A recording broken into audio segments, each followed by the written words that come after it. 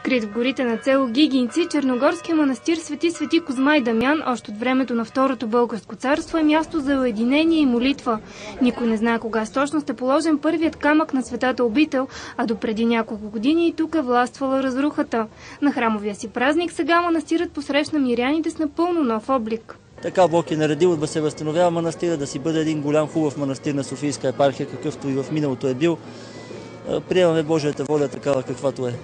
Премиерът Бойко Борисов присъства на първата литургия в новопостроената църква Свети Силуан Атонски.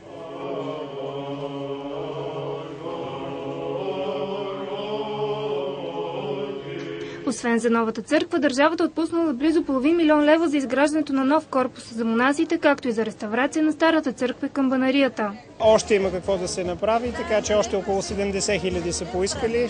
Може би ще намерим следващата година. И се обсъжда един проект за свързване на една екопътека, която ще мина през няколко археологически обекта и ще достига и до Гигинския манастир.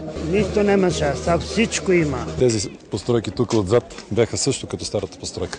Вярата винаги е присъствала в живота на българина и е много важна, защото го крепи. И това се вижда от многото хора тук. Напоследък доста обикаляме по манастири. Надявам се да се научат да вярват. Както подобава на празник, накрая се изви кръшно хоро.